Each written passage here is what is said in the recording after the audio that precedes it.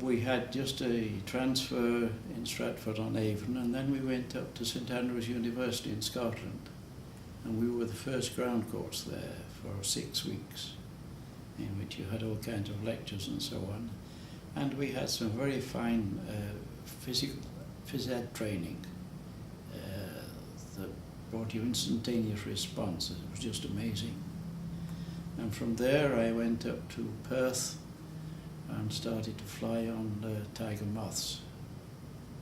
And when I'd done a session there, not too many hours, I then went down to Kidlington outside Oxford and did further training, secondary training on a twin-engine airspeed Oxford. After that, I went up just north part of the Lake District and transferred onto Hurricanes. With not too many hours flying, I got my wings, qualified as a pilot. Went home on a Friday evening on 9 days leave, and Saturday morning we were married. I got instructions to report to Wilmslow, which I knew was overseas posting, and 3 weeks to the day after we were married, I was on board the Nelson battleship as a passenger out to West Africa. Before that, I had been a pacifist. I was a conscientious objector and said I would serve in the Royal Army Medical Corps because I couldn't bring myself to take life. But I also said that if things changed, I would not hesitate. Unfortunately, just as things were happening, I'd been at Aldershot. I could see all the bombing of London, the fires. We were medical, we could not go to help. We were being held in reserve for the expected invasion. And eventually I saw the light that this is a madman and there's only one way to stop it. We've got to stop it with force. And just then, as I was going to apply to transfer, orders came that we could transfer from the Army into the Air Force. We flew by Pan American Airways across Africa to Khartoum, and we were held up at Khartoum because Rommel was then trying to bypass Alexandria. So after a spell in Khartoum, we went on to Cairo, and I was in Cairo for probably about 3 months altogether, and in the middle of that I went down to the Canal Zone and did a course transferring to learn the American planes, because we were then flying Kitty Hawks. So we trained on Harvard, and in the next few weeks I am expecting to fly in the Harvard at Hamilton. Once we were through that and things started to move, I joined the wing at Alamein when that started. And for the first while, I was bringing up new aircraft up to the wing base. And we had to hitchhike back by truck to get the next plane. As we got farther up the desert, we hitchhiked by truck to the nearest landing ground to which the transports were flying. And then went by transport to pick up another one. And on the odd occasion, when you were ready to come back, you'd ask Middle East headquarters where 239 wing was. And they'd say, oh, on such and such a landing ground. I'd say, sorry, we left there yesterday. Because Montgomery had us moving up so fast. There's all the landing grounds from Egypt right up into Tunisia that I actually landed on. We were moving so fast, our ground crew were separated and were leapfrogging. And it'd sometimes be 2 or 3 weeks before the whole lot got together. So enough pilots flew the planes forward, the rest of us drove trucks and transport forward to the next landing ground. And that's how we just moved and moved and moved. It was just amazing. They were preparing landing strips. On more than one occasion, the engineers actually prepared a landing strip behind the German lines. was just amazing. It's the first time there'd been 1,000% cooperation between Air Force and ground. So it was just as though we all belonged together. So most of the time we were either escorting medium bombers or just going on our own, dive bombing, and that sort of thing. When I was bringing a new plane up, I ran into a sandstorm coming ahead. So when we got put down, I saw what had been a landing ground on top of an escarpment. A few army trucks there, so okay. I put down, no problem. Shut the plane down. The 2 guys with this truck, they come, but they stop about a couple of 100 yards away. It's funny, anyhow. I walked over. Usual drill, we go to their tent, make a cup of tea and so on. Fortunately, it was a sandstorm that didn't last a couple of days, it just lasted a few hours. They said, oh, by the way, you've realised this landing ground's been mined. So, I can't see my tracks anymore because of all the sand, but I had a good idea where I'd come in, so I just turned the plane 180 degrees, took off over the escarpment over through the Mediterranean. I'm here, so everything was all right. But you didn't think anything about it, you did it. That's what we keep saying, you know, oh, it's not a matter so much of being brave as the job had to be done, so you did it.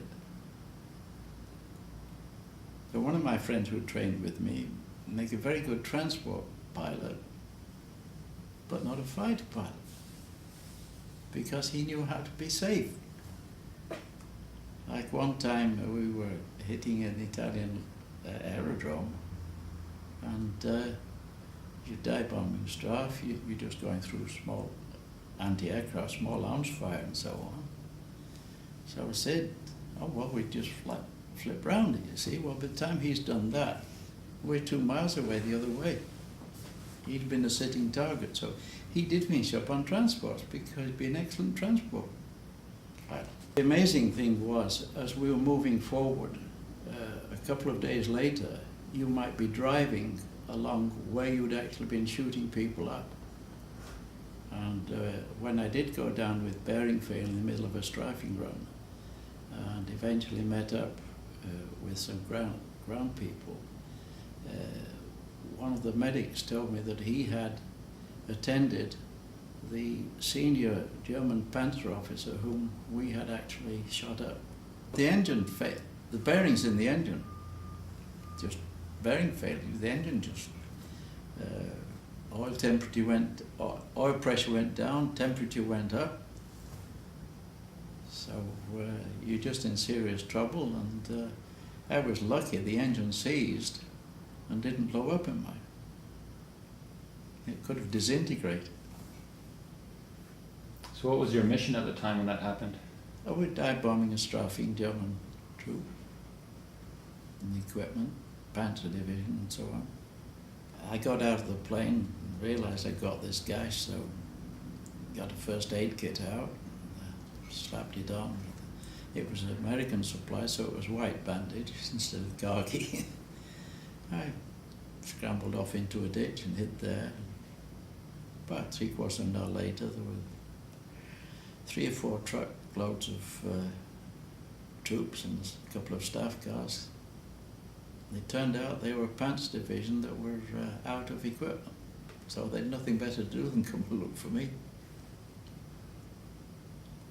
So I just did a wheels-up landing. That was it. They turned me over to an Italian field hospital, and then eventually, after a week, they changed the dressing. It was then I realised why I hadn't been up to trying to make an escape. So we went up to Tunis, and early afternoon on a Sunday they took us by boat over to Naples. I finished up in a prison camp just outside Naples at Capua. After the invasion of Sicily, they moved us up to Milan, and we understand that the Italians were going to let us free, But the Germans moved in and grabbed us and took us up to Germany. So it was quite a trip in the old cattle wagons.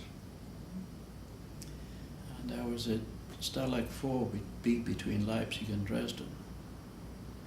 And I guess it was about July last year at our ex-aircrew group meeting at lunch, I heard one of our friends, Harry Hanna, say something about Stalag 4. I said, Harry, do you mean 4B? He said, well, I'm not sure. I said, between Leipzig and Dresden? He said, yes, we were in the same prison camp at the same time. We've known each other here at the golf club for 8 years. In Italy, fortunately with the climate, the food they were able to give us was adequate, because a lot of it was olive oil, tomatoes and everything like that, which was good for the climate. But you never knew what was going to happen. We'd do things we'd get away with, and another time somebody get shot for nothing. Just the same way when we got into Germany, the huts were heated by coal briquettes about that size, I think. And we used to go from each hut to collect our rations of coal briquettes. And for them we used the big sort of tea chests that our Red Cross supplies had come in. And that's what we carted them back. Well, we never had enough. So we had it organized. Somebody found a key to the big shed that the stuff was in. The doors on it must have been 10 feet high.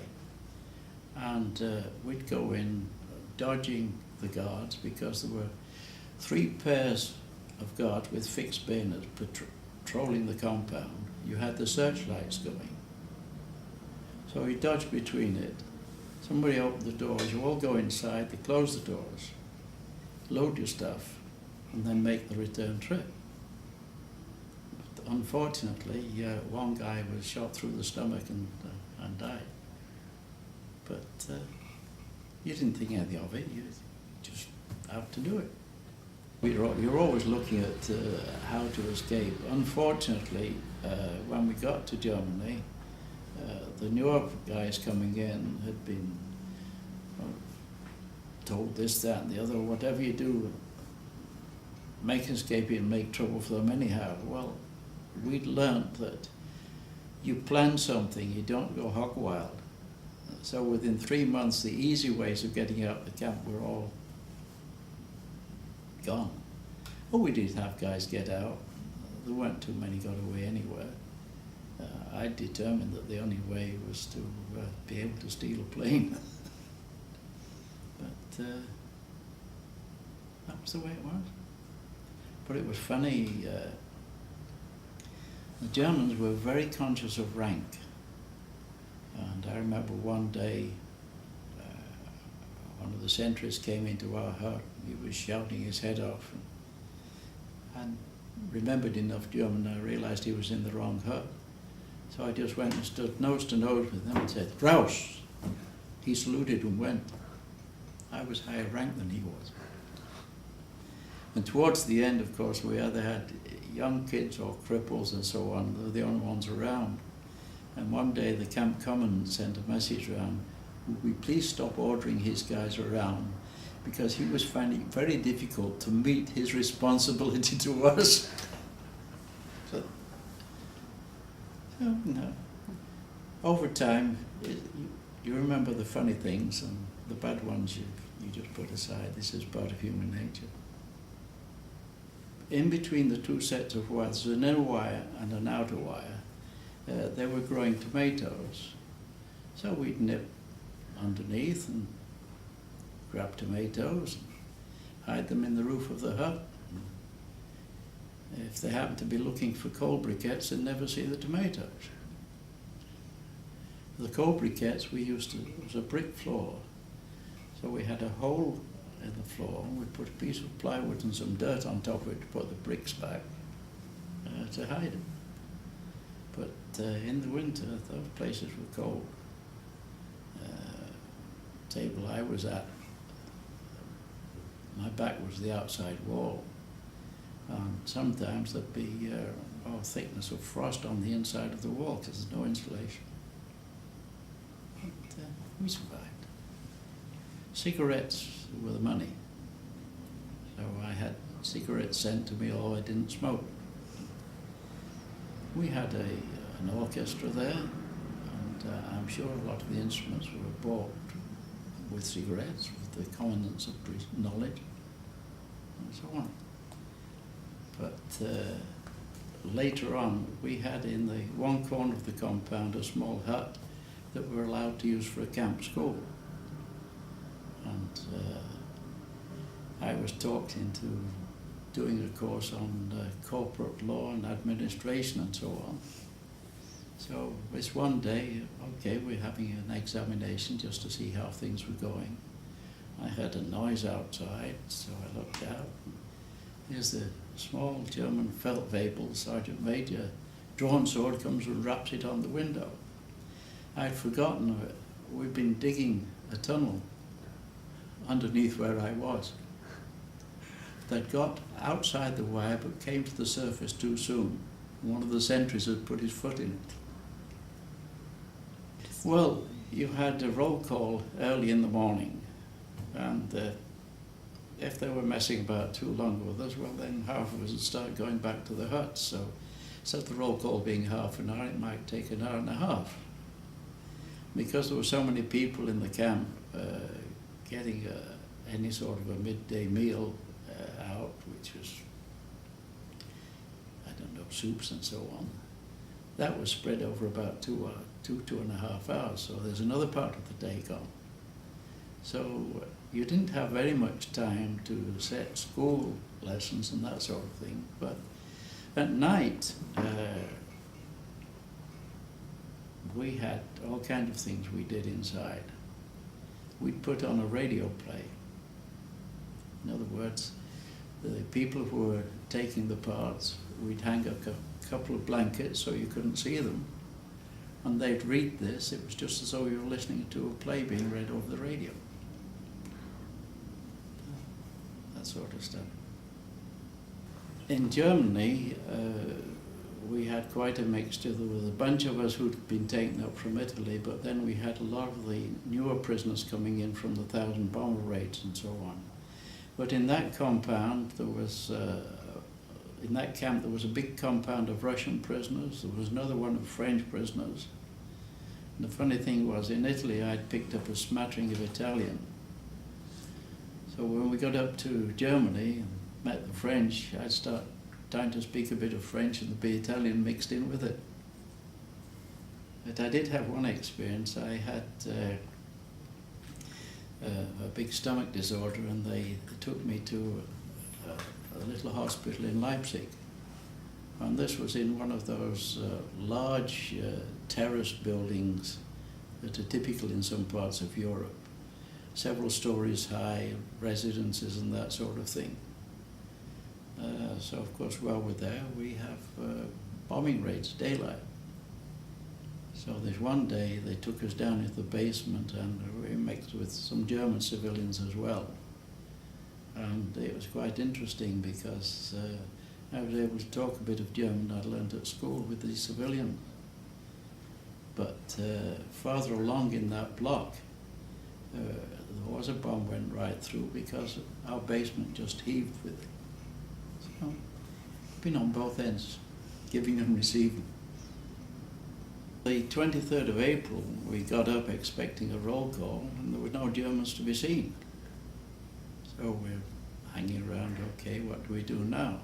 Because we're on the wrong side of the River Elbe. And then after a while, about half a dozen Russian Cossacks on horseback with guns strung across them, bandoliers and so on arrived, and they took over. So for about 3 days we had nothing but potatoes to eat because all the Red Cross supplies had gone. I must say it was the Red Cross parcels that really put us through, kept us going. So after 3 days they let us go out and forage for ourselves, which we did. And then on the 1st of May, a German 3-ton truck with a couple of Jeeps escort arrived, brought a few cigarettes, and I'd already decided I didn't trust the Russians I was getting out. So as the truck starts to drive off, we just ran and jumped on the back and got on board. And I must say the Americans were scared of taking us because they thought we might into trouble. So I said, hey, we're going whether you like it or not. All you have to do, it's getting night, as we get to a checkpoint, if you get a checkpoint with the Russians, just tell us and we'll lie down. And you don't even know we're there. Well, of course, we got through. We got to their headquarters about 2 o'clock in the morning, so of course the senior officers, oh, come on, we'll look after you, give you food and all the rest of it. Get down here for the night. Morning, we'll give you fresh clothes and all the rest of it and take you to the central depot where they were gathering as guys together. People I met during the war, a couple of guys wanted me to go to Rhodesia, another guy wanted me to go to South Africa. And I don't know, I realized that the one person who could have avoided a lot of the problems was Johnny Smuts. And he was just too old to be able to handle it. He was the Boer who could have taken care of it. So I said, forget that. And then, I was offered a job just 90 miles from home, but that was too far from her wife to be away from her mother. So a few years later we came to Canada and left her mother behind. No, we figured in the end that Canada would give better opportunities for our children. And if it worked out better for us, that was a bonus. And I think that's because we had that attitude that it worked as well as it did. I've seen so many people, we'll go and try, and if we don't like it, we'll come back. Well, that's no way. And I said to my kids recently, yes, it's been worth it. Canada's a great country. I suppose I was always one to look on the bright side.